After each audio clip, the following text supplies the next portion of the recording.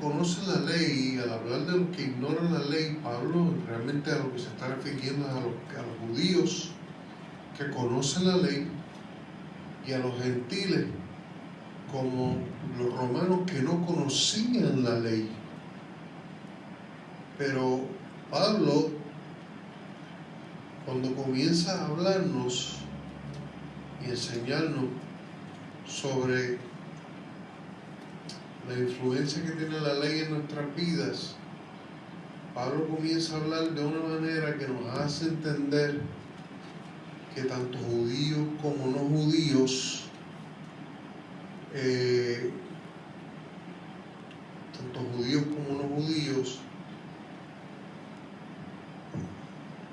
eran hombres, seres humanos que estaban perdidos. Y que tú puedes estar perdido con la ley si te das cuenta, como él le decía a los judíos, tú antes no conocías la ley, Abraham no conocía la ley, pero cuando Moisés trajo la ley, entonces sabíamos lo que era la ley y sabíamos que éramos culpables de haber quebrantado la ley. Porque donde no hay ley, dice Pablo, no se inculpa de pecado, pero tan pronto empieza Moisés a entregarle la ley al pueblo, el pueblo se da cuenta de cuáles cosas son pecados y qué cosas son incorrectas delante de los ojos de Dios. Y el pueblo de Israel entonces conoce la ley y sabe que es culpable. Un paréntesis. ¿Por qué era necesario que el pueblo de Israel conociera la ley y supiera que era un pueblo que había pecado delante de Dios? O sea, ¿por qué era necesario crear conciencia del pecado al pueblo de Israel? Número uno, que salieron de Egipto. Número uno, que llevaban 400 y pico de años sin ley alguna. Cada cual hacía lo que le parecía. Número dos, ahora iban a vivir para Dios. Y Dios quería que ellos entendieran con claridad qué cosas se pueden hacer y qué cosas no se podían hacer. ¿Ve? Así que el judío conoce la ley, y cuando conoce la ley, entonces también conoce que es transgresor. Y Dios, cuando nosotros estudiamos el Antiguo Testamento, nos damos cuenta de que el judío transgresor, al pueblo judío, Dios le da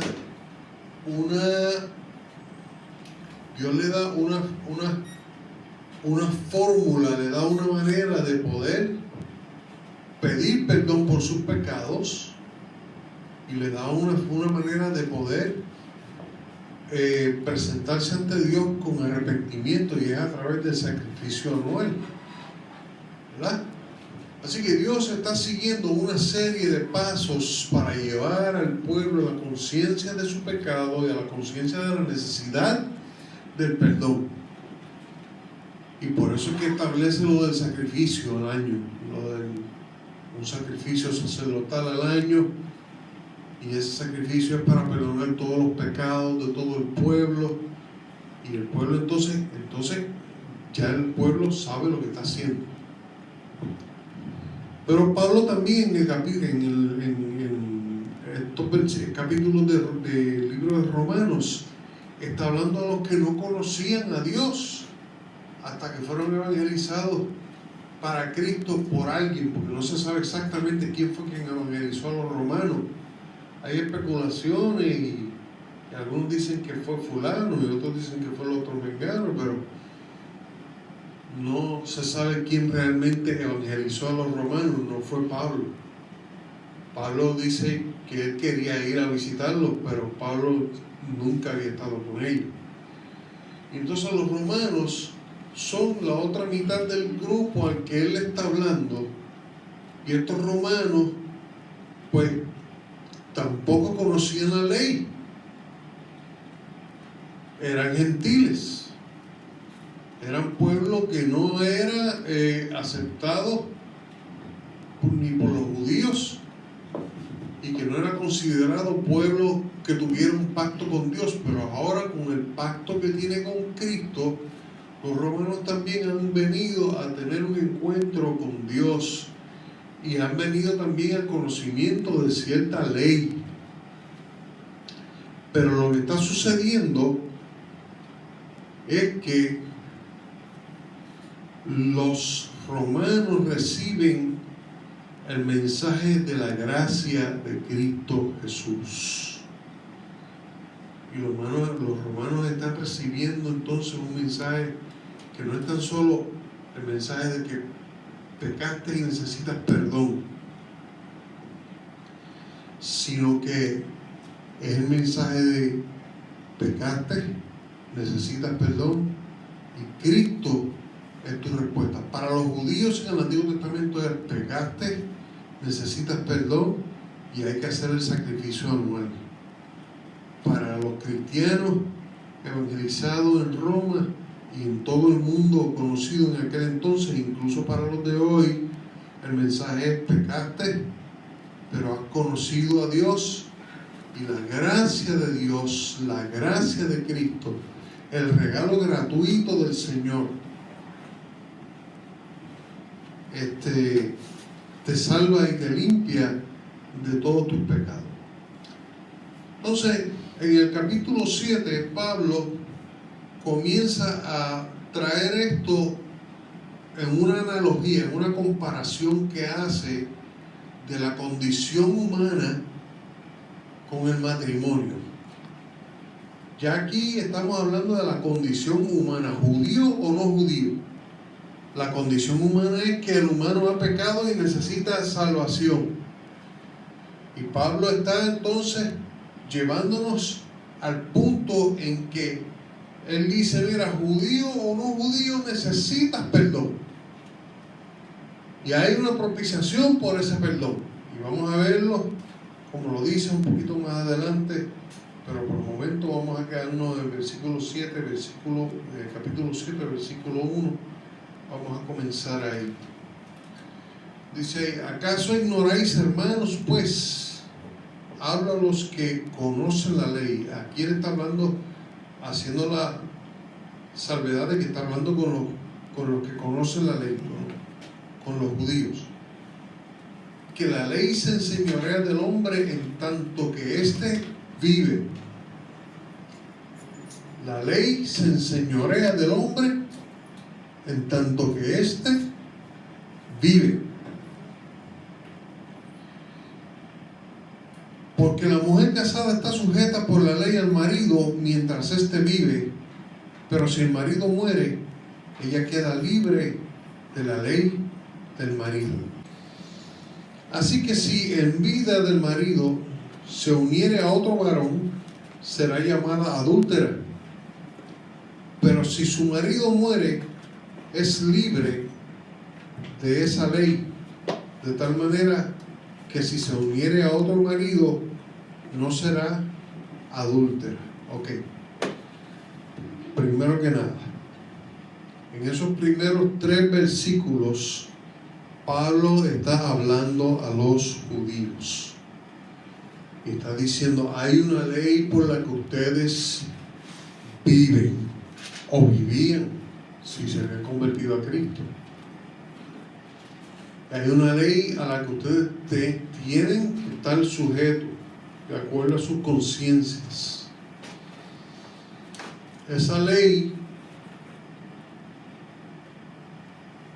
mientras está viva, tú estás obligado a guardarla, con todos sus rituales y con todo lo que ella exige de ti. Y entonces compara a la ley con un marido X de una mujer. Y dice que si el marido cuando muere, la mujer queda libre de ese marido. Y aquí ya vemos que Pablo lo que está haciendo es enfocándose un poquito más intensamente en el asunto de que Cristo vino, murió por los pecados y ahora no estamos sujetos a la ley de Moisés, sino que seguimos los mandamientos de Cristo y la guianza del Espíritu Santo. Vamos a ver en los versículos que le siguen, también le habla a los gentiles. Pero fíjese cómo él dice: si una mujer se uniere a otro hombre mientras su marido está vivo, adultera. Pero si su marido muere, ella queda libre. Y Pablo lo que está haciendo en la camita para decirle a los judíos: oigan, judíos, ustedes, ya Cristo murió en la cruz y ustedes son perdonados, sus pecados fueron perdonados en la cruz por el sacrificio de Cristo. Ya ustedes no tienen que estar sujetos a la ley de Moisés, sino que ahora viven por la ley del Espíritu. ¿Cuál es la ley del Espíritu? Lo explica en el capítulo 8, lo explica claramente, pero hay que esperar un poquito, ¿no? Y luego va haciendo inclusión también de los gentiles. Dice 4: así también vosotros, hermanos míos, habéis muerto a la ley mediante el cuerpo de Cristo, para que seáis de otro, del que resucitó de los muertos, a fin de que llevemos fruto para Dios. Ya Pablo llega al punto donde él dice: Cristo murió por tus pecados y la ley ya no tiene poder sobre ti. Porque ahora no es una cosa de tan solamente no hagas esto, no hagas aquello, no hagas lo otro. Ahora es el Espíritu guiándonos a sí a esto, sí a aquello, sí a lo otro. Como Jesús decía, un ejemplo claro: oíste que fue dicho, amarás a tu prójimo y odiarás a tu enemigo. Mas yo os digo, amad a vuestros enemigos. Y pasa de ser una ley que lo que hace es prohibir, a una ley que lo que hace es que te capacita para hacer lo necesario. Cuando tú haces lo necesario para Dios, la ley no te incrimina. La ley está hecha para el que repara y el que comete crímenes, no está hecha para aquel que la guarda. ¿Entienden lo que les quiero decir? En un mundo perfecto donde todo el mundo se porta bien, es inútil poner letreros que digan prohibiciones. Entonces el versículo 4 dice: también vosotros, hermanos míos, habéis muerto a la ley mediante el cuerpo de Cristo. He muerto a la ley y la ley ha muerto a mí, para que seáis de otro. ¿De quién? De Cristo, del que resucitó de los muertos, a fin de que llevemos fruto para Dios. Porque mientras estábamos en la carne, las pasiones pecaminosas eran por la ley, oraban en nuestros miembros llevando fruto para muerte. Pero ahora estamos libres de la ley por haber muerto para aquella en que estábamos sujetos, de modo que sirvamos bajo el régimen nuevo del Espíritu y no bajo el régimen viejo de la letra. Aquí Pablo ya llega al punto donde él dice: nosotros hemos nacido de nuevo, tanto judíos como no judíos. Hemos nacido de nuevo. Y ya Jesucristo nos trajo una nueva ley, la ley de la gracia y la ley del pecado, la ley del decálogo, la ley que nos condenaba ha sido anulada. Ahora está la ley que nos salva. Y cuando digo que ha sido anulada, no quiero decir que no es útil ni que es buena, porque Pablo mismo dice: ¿qué diremos entonces? ¿Que la ley es mala? No, Pablo dice: de ninguna manera, la ley es buena, la ley es de Dios, la ley es santa. Pero ahora ahora estamos viviendo bajo una ley mucho más excelente, que es la ley de Cristo Jesús. El pecado que mora en mí. ¿Qué diremos pues? Oigan bien, como dice Pablo aquí. ¿La ley es pecado? En ninguna manera. Porque yo no conocí el pecado sino por la ley. Porque tampoco conociera la codicia si la ley no dijera, no codiciarás. Bien, versículo 7. ¿Qué diremos pues? ¿La ley es pecado? En ninguna manera. Pero yo no conocí el pecado sino por la ley. Yo no sabía que adulterar era malo. Recuerden que Pablo está hablando del ser humano en general. Pablo está hablando del ser humano en general. Pablo no está hablando de él mismo solamente, ni está hablando de todos los demás solamente. Está hablando del ser humano. El ser humano.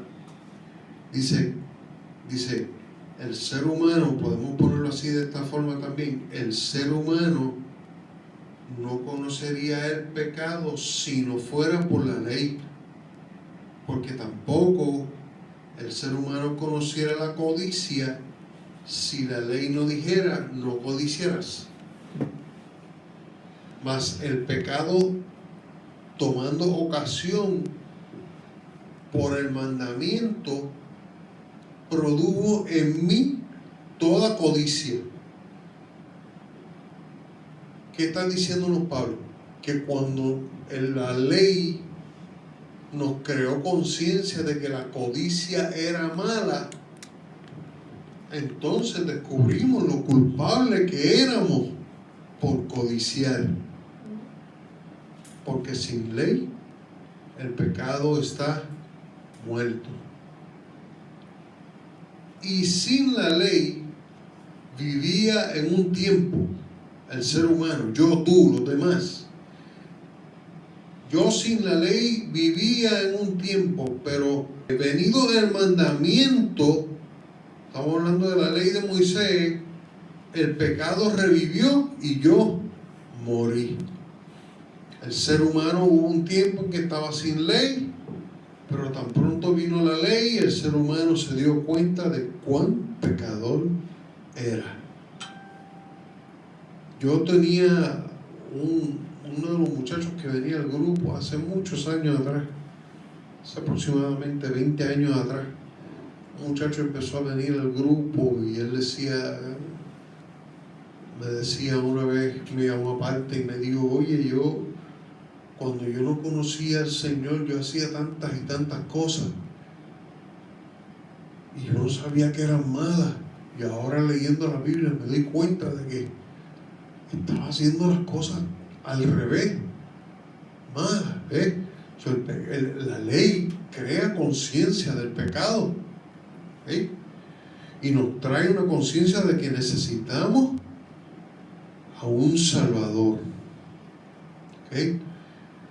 Entonces, en el verso 10 dice, y hallé que el mismo mandamiento que era para vida, a mí me resultó para muerte. Pero ¿por qué me resultó para muerte si era para vida? Me resultó para muerte porque me creó conciencia de que yo estaba condenado por mi pecado. Y me creó esa conciencia. Y yo necesitaba el perdón de Dios. Necesitaba la salvación de Dios. Que de hecho Pablo está infiriendo aquí que los sacrificios, como dice en el libro de Hebreos, los sacrificios continuos en el templo resolvían el problema del pecado temporalmente, de año en año, pero que Cristo vino a resolver el pecado permanentemente y para siempre. ¿Ves? Entonces, dice aquí, el pecado, tomando ocasión por el mandamiento, me engañó y por medio de él me mató.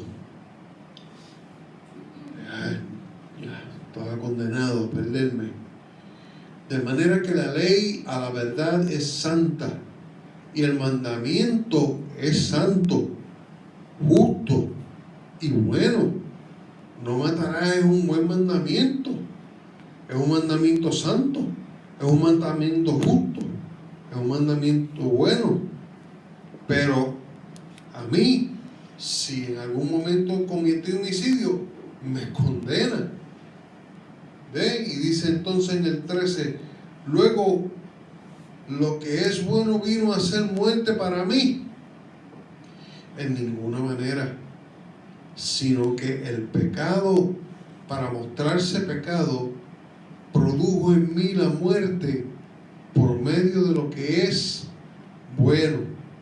Y aquí está Pablo repitiendo de nuevo, la ley es buena, pero me causó conciencia de mi pecado, a fin de que por el mandamiento el pecado llegase a ser sobremaneramente pecaminoso. O sea, el mandamiento me ayuda a ver cuán malo es el pecado de verdad. Mandamiento que me da Dios. Pablo mismo es un ejemplo vivo, y él mismo testifica que con estas palabras lo que él mismo pasó, ¿verdad? Él mismo pasó por este proceso. Él mismo pasó por esto de darse cuenta de que, espérate, ¿qué estoy haciendo? Cuando Jesús lo tumba al piso y le dice, ¿por qué me persigue? Y está 3 días allá en Damasco, ya que no quiere comer ni beber agua, no quiere hacer nada, solamente está orando y pidiendo perdón por lo que ha hecho, por seguir a Jesús. ¿Ves? Pablo, cuando se da cuenta de que estaba pecando y Jesús lo confronta y le dice, ¿por qué me persigue? Se da cuenta de que su pecado no tan solo es pecado, sino que es pecado grande. Por eso es que él dice aquí, para que la ley vino a mí para que yo llegase a ser sobremanera pecaminoso, para que yo me diera cuenta de que yo era sobremanera pecaminoso. 14. Porque sabemos que la ley es espiritual, mas yo soy carnal, vendido al pecado. Ahora está hablando como ser humano de nuevo, y en él se está incluyendo a todo el mundo. Él está incluyendo a todo el mundo con él en ese bonche. Porque ahora sabemos que la ley es espiritual, mas yo soy carnal, mas todos somos carnales, vendidos al pecado. Porque lo que hago no entiendo.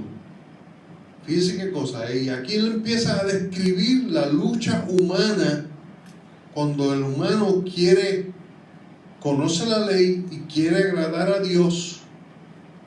Y todavía no está hablando de Cristo aquí. ¿Okay? Lo va a mencionar, ya lo ha mencionado someramente, por encimita. Aquí está mencionando la condición humana, y luego en el versículo 8 comienza a entrar en Cristo bien de lleno.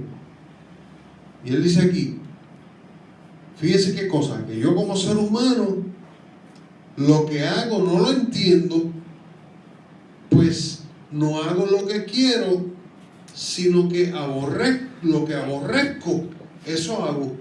Esa es la naturaleza de todos los seres humanos. Todos nosotros los seres humanos tenemos la tendencia a que nosotros sabemos lo que es malo, pero lo hacemos anyway. Y lo que queremos hacer bueno, no lo podemos hacer. ¿Verdad? Ahora, fíjense que Pablo está hablando aquí del ser humano. No hemos llegado al momento en que él está hablando del ser humano transformado. Está hablando de la naturaleza humana como es, ¿verdad? Y dice, de manera que no soy yo quien hace aquello, sino el pecado que mora en mí. Hay una naturaleza pecaminosa en el hombre. Y en el 18 dice, y yo sé que en mí, esto es, en mi carne, no mora el bien, en mi naturaleza humana no mora el bien, porque el querer el bien está en mí, pero no puedo hacerlo, no el hacerlo, no tengo la capacidad de hacer lo que es correcto, porque no hago el bien que quiero, sino el mal que no quiero. Eso es lo que hago. Fíjense que lucha.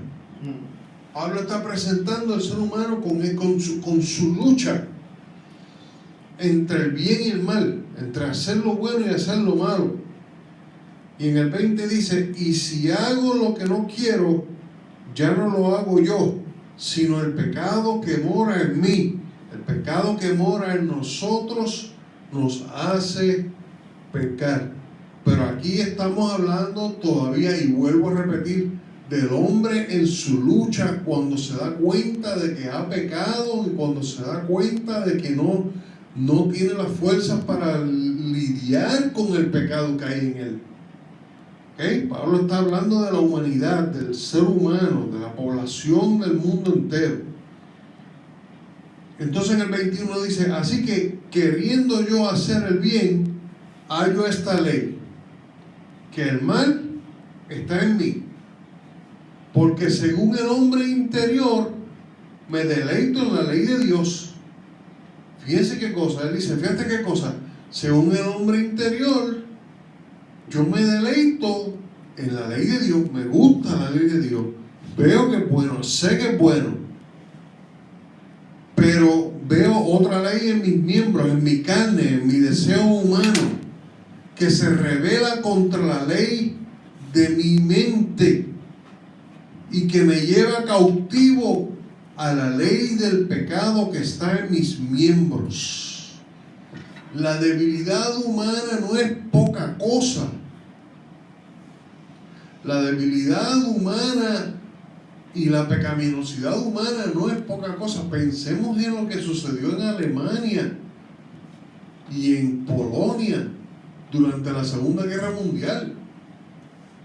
Pensemos en lo que pasó en lo que pasó en China durante los años 40. ¿Cuánta gente murió? Fueron asesinadas. Pensemos en la Rusia de los años 40 también. ¿Cuánta gente murió? Millones murieron de hambre bajo el gobierno de Stalin, por la maldad de un hombre y por la maldad de un régimen, ¿verdad? Y entonces vemos que el hombre puede ser grandemente perverso y que es un problema serio este problema del pecado. Entonces fíjense que Pablo dice, esto está en mis miembros, esto es parte del ser humano, es que el ser humano es así.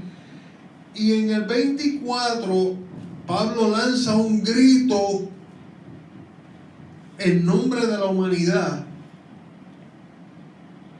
como si fuera él representando a todos los seres humanos que se han dado cuenta de este dilema.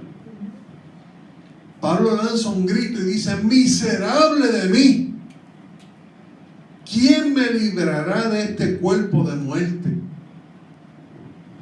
Miserable de mí, ¿quién me va a librar de esta manera de ser? ¿Quién me va a librar de esta manera de dual, de pensar y de ser y de este pecado que me arrastra y de las cosas que quiero cambiar y no puedo cambiar? ¿Quién? Inmediatamente contesta su propia pregunta. Doy gracias a Dios por Jesucristo, Señor nuestro. Ahí llega. Ahí Pablo llega. Yo no puedo. Yo lo intento. No lo logro. Solo no puedo. Pero cuando está desesperado y dice, miserable de mí. Qué miserable soy en mi condición humana. Qué miserable, qué triste mi condición de ser humano, ser carnal. ¿quién me librará de este cuerpo de muerte? ¿Quién me librará de estas tendencias de mi carne? Gracias doy a Dios por Jesucristo, Señor nuestro.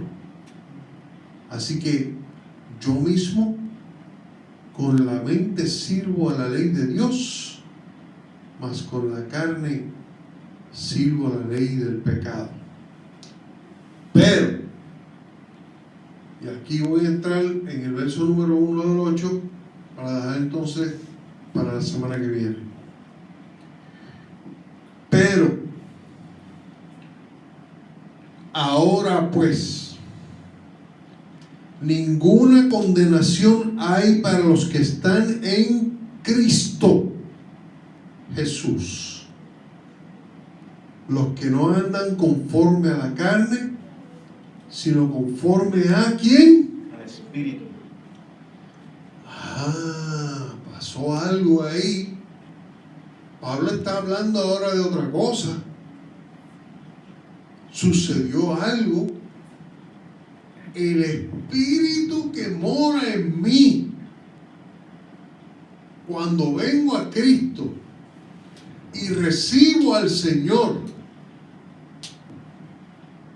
el Espíritu Santo que entra en mí, Él me capacita para hacer lo que Dios quiere. Y ahora puedo decirle a lo que la carne desea, no voy para allá. Así que vamos a dejarlo ahí y lo recogemos el domingo entrante. Dios les bendiga. Señor y Padre amado, bendice esta lección. Ministra nuestro espíritu, ministra nuestro corazón. Gracias por tu fidelidad, Señor. Y gracias porque no nos dejas, Padre Santo. En el nombre de Jesús te doy, Señor amado, toda oración y toda gloria a ti, Señor. Porque tú has sido bueno con nosotros, Padre. Que estábamos perdidos, estábamos confundidos, estábamos, Señor amado, barridos, Señor amado, por el pecado, pero tú, Señor, tu mano nos alcanzó y ahora te podemos seguir a ti. Gracias, Padre. Amén.